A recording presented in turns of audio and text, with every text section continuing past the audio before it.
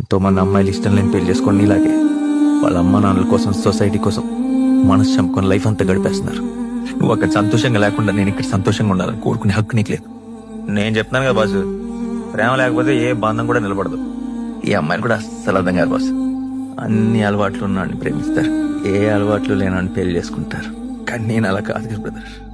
తన్నే ప్రేమించాను, తన్నే పెళ్లి చేసుకోవాలనుకున్నాను. చావైనా బతుకైనా తనతోనే అనుకున్నాను. నాది కదా ట్రూ లవ్. పెళ్లి చూపుల్లో పల్లవి నేనేం అడిగా బ్రదర్.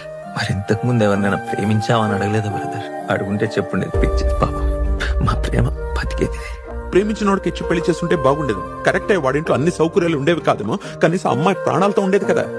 నువ్వు మారుతావని ఎక్కడో కొంచెం హోప్ ఉండేది, ఇప్పుడు అది కూడా పోయింది. ఇదే సార్ లైఫ్. ప్రేమకి పెళ్లితో పని లేదు, కానీ పెళ్లికి ప్రేమ అవసరం సార్. ప్రేమించిన అమ్మాయి జీవితం బాగుండాలి. నీ ప్రేమలో నిజాయితీ ఉందమ్మా. నా ప్రేమ ఏముంది సార్? పెళ్ళి అయిపోగానే ప్రేమించిన వాళ్ళు ఉన్నారో పోయారో పట్టించుకొని